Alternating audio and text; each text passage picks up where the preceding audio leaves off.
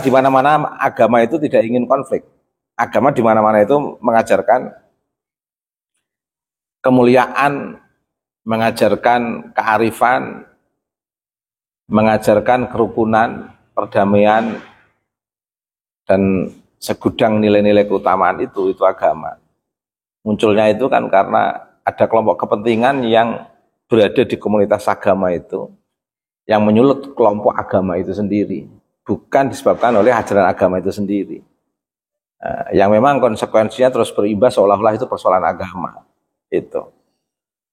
Maka di sana ada polarisasi seperti yang tadi disampaikan oleh kelompok yang kurang sempurna penyampaiannya itu. Dan polarisasi itu memang bentuk perpecahan dua kubu atau kelompok. Biasanya terjadinya polarisasi itu karena ada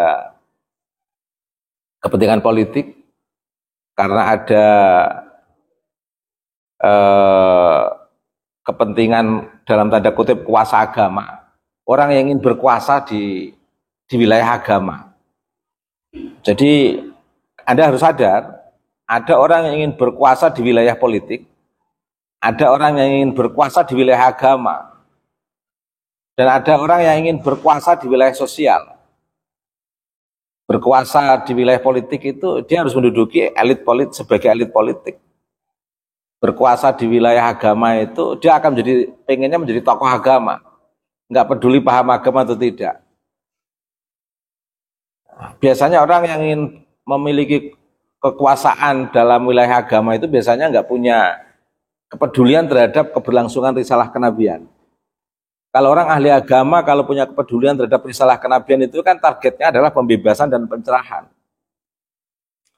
Tapi kalau orang nggak punya target keberlangsungan nubuah yang diwariskan kepada sosok ulama atau dia yang kebetulan memahami agama, kalau nggak punya komitmen terhadap risalah kenabian untuk membebaskan dan mencerahkan, ya akhirnya agama hanya diarahkan untuk kehendak kuasanya sendiri.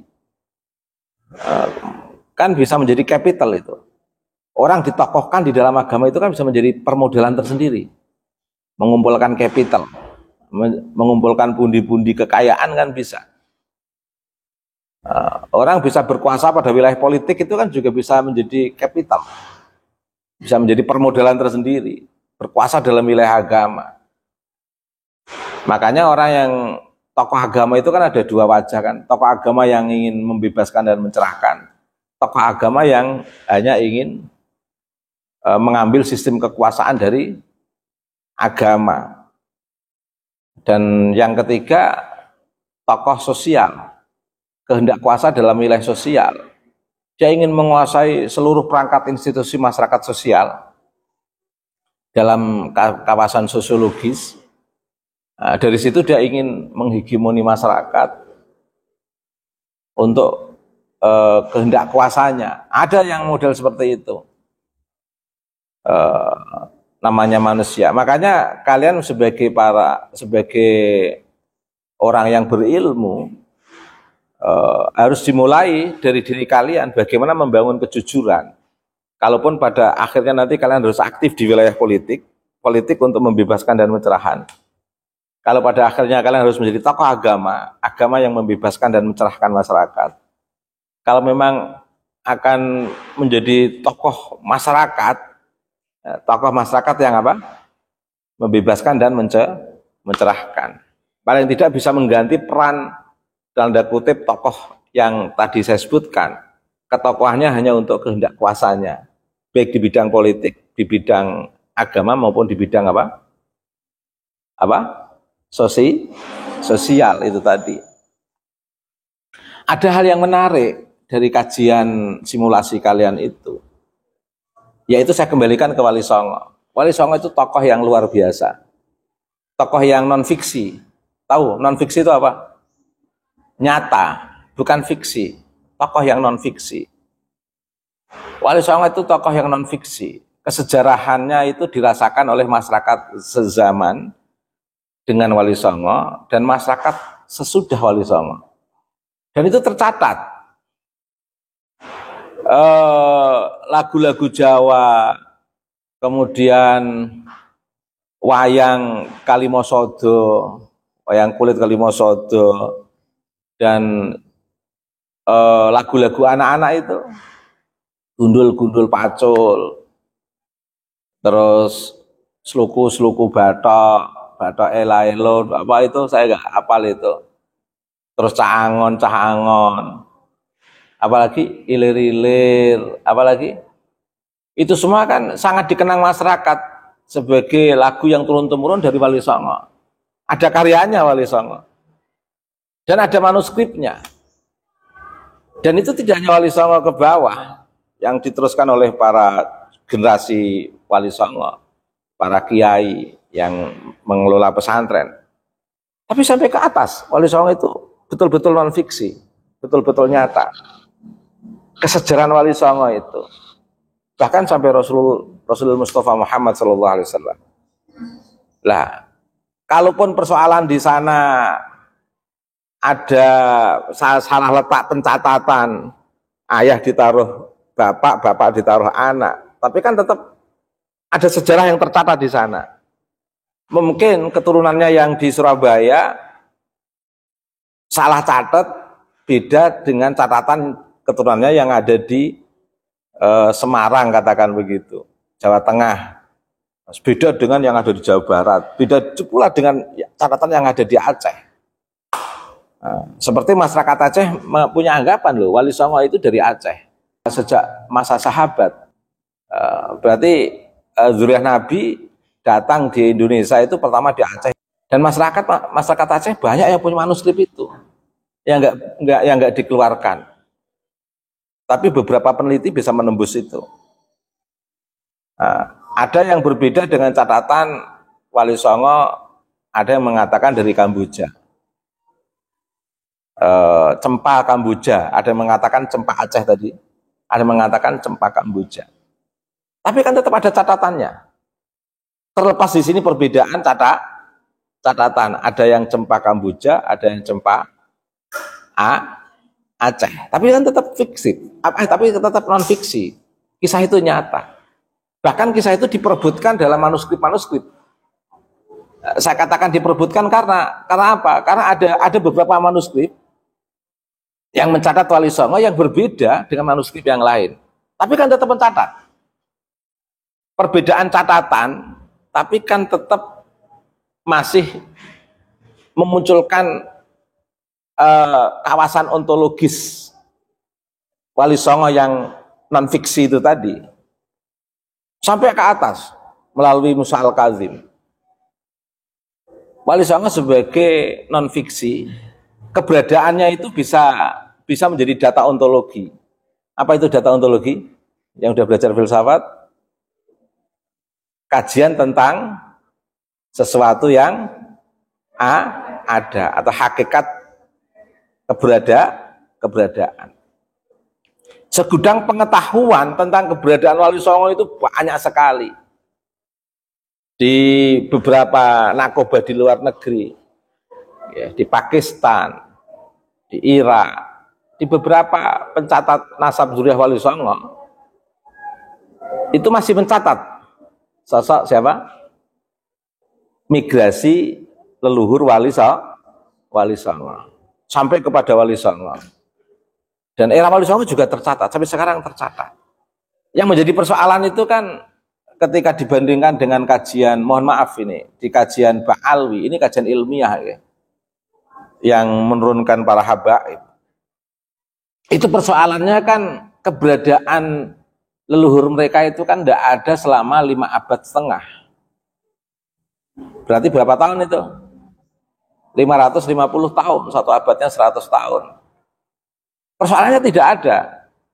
Kalaupun beda catatan kan tidak apa-apa. Misalnya di antara tokoh mereka dikatakan sebagai mustahid mutlak. Mustahid mutlak itu mesti kan punya murid. Tapi di antara para ahli fikih tidak ada yang mencatat sosok yang dimustahid mutlakkan oleh Ba'alwi dari kalangan habaib itu. Mereka mencatat leluhur mereka dengan penuh glorifikasi seperti seolah-olah tokoh-tokoh hebat dalam sejarah peradaban Islam. Tapi di abad itu nggak ada yang mencatat persoalannya. Persoalannya tidak ada yang mencatat.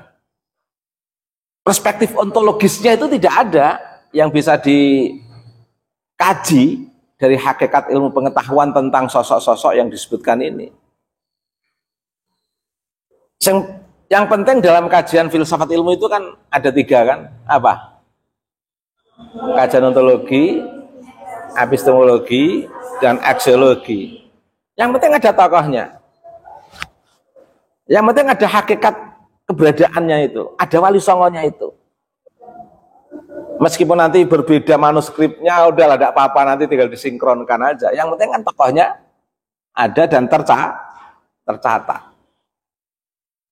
Manuskripnya ada, migrasi leluhur sebelumnya terdeteksi, bahkan keturunannya juga ada. Meskipun catatannya berbeda, tapi kan ada. Nanti kan tinggal dikumpulkan aja pengetahuan-pengetahuan, hakikat pengetahuan tentang keberadaan siapa? Wali Songo. Maka tadi pembacaan kisah Wali Songo ada datanya yang berbeda, saya cek, tidak apa-apa. Saya tambahkan juga ada yang cempa dalam memahami Aceh, ada yang cempa memahami apa?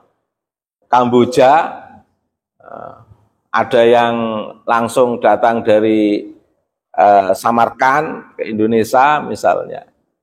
Enggak apa-apa, nanti tinggal dikumpulkan aja hakikat keberadaan Wali Songo itu lewat pengetahuan yang ada. Yang penting sosoknya adalah ada hakikat keberadaannya itu ada dan didukung banyak pengetahuan. Meskipun catatan-catatan pengetahuan berbeda-beda. Ingatan orang kan beda-beda dan itu mempengaruhi catatan. Nah, nanti tinggal dibuktikan bagaimana sumber kebenaran pengetahuannya.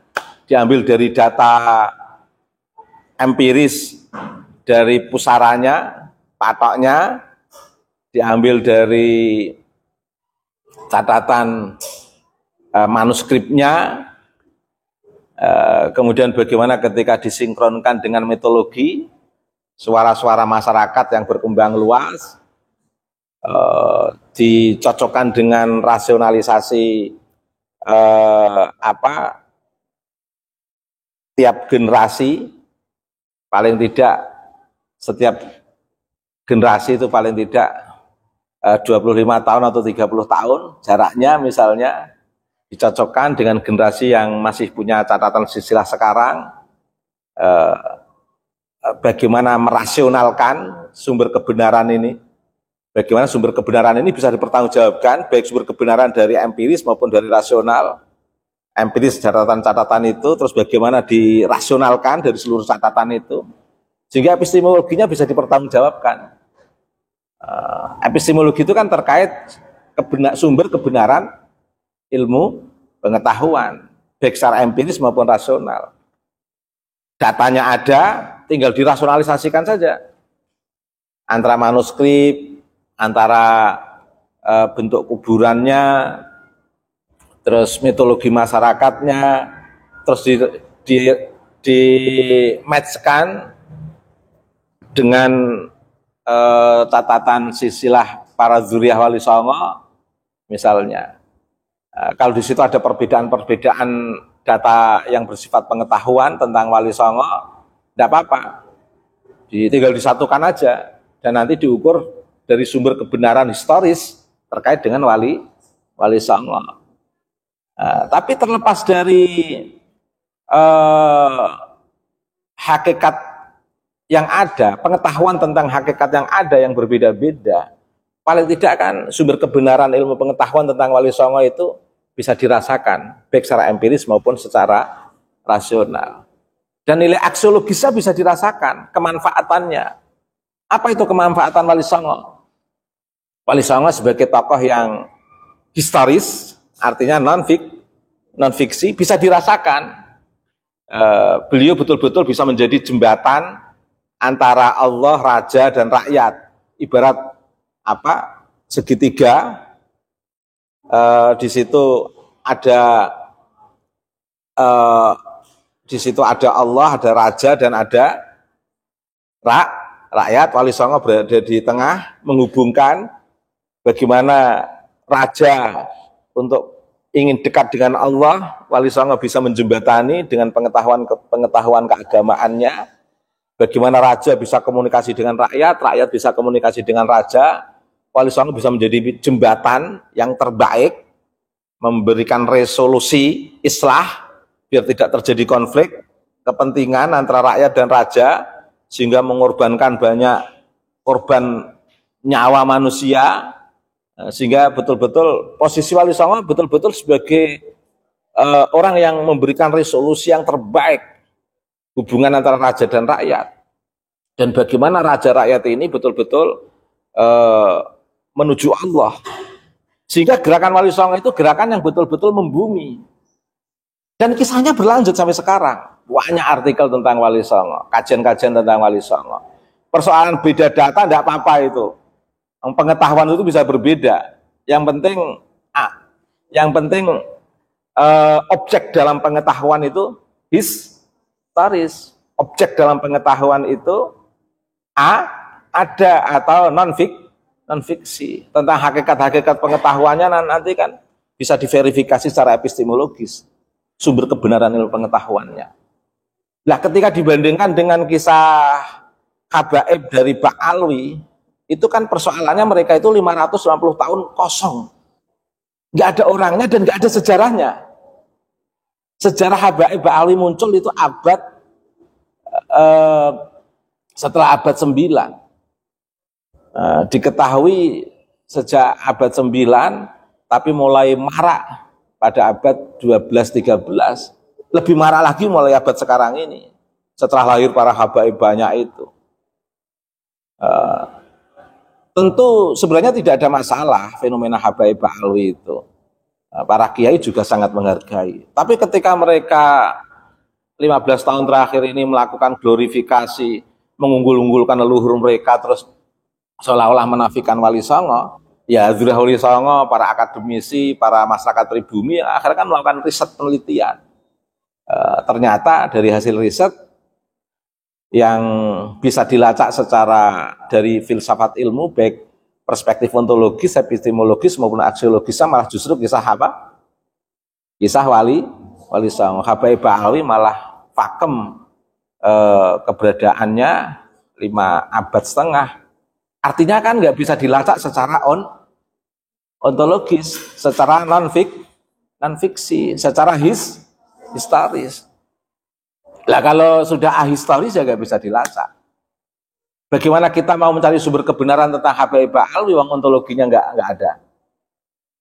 Kita itu akan mencari sumber kebenaran tentang sesuatu yang ada kalau memang sesuatu yang ada itu betul-betul ada. Kita ingin mencari sumber kebenaran tentang hakikat sesuatu yang ada, itu tidak akan pernah bisa karena sesuatu yang ada itu tidak ada, ahistoris atau fiktif.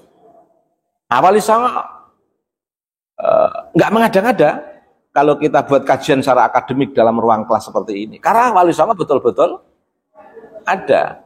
Tapi akan menjadi persoalan kalau kajian habaib Bak Alwi kita buat kajian di kelas seperti ini, karena ahistoris.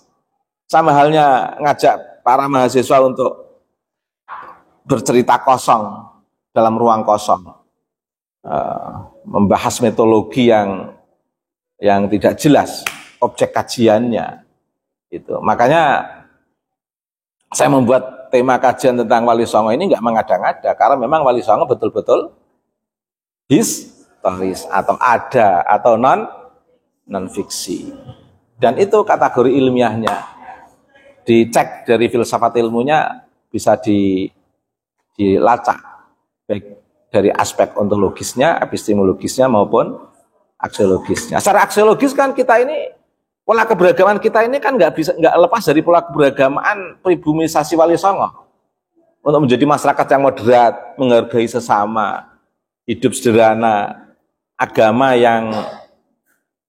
Islam yang dipertemukan dengan kearifan lokal. Itu. Ini kan jadi terasa pribumisasi Wali Songo di era keberagaman kita sekarang ini. Dan itu memiliki keberlanjutan dengan tokoh-tokoh sebelumnya. Makanya kajian kita tentang Wali Songo di sini tidak mengada-ngada, karena itu sangat historis. Ya paling tidak itu pelajaran penting yang kita ambil dari Wali Songo. Semoga bisa menginspirasi corak moderasi keberagaman kita, karena kita bisa mengambil kisah Wali Songo yang bisa kita lacak secara ontologis, epistemologis maupun aksiologis tentang arti pentingnya agama itu harus membumi, agama itu harus bisa dirasakan masyarakat, agama itu harus menghargai kearifan lokal, dan agama itu betul-betul menjadi satu ajaran yang menjembatani cara pandang yang moderat, cara pandang yang penuh toleransi, cara pandang yang menghargai keadilan, persamaan, dan kemanusiaan. Baik, mari kita tutup dengan bacaan hamdalah. Alhamdulillah.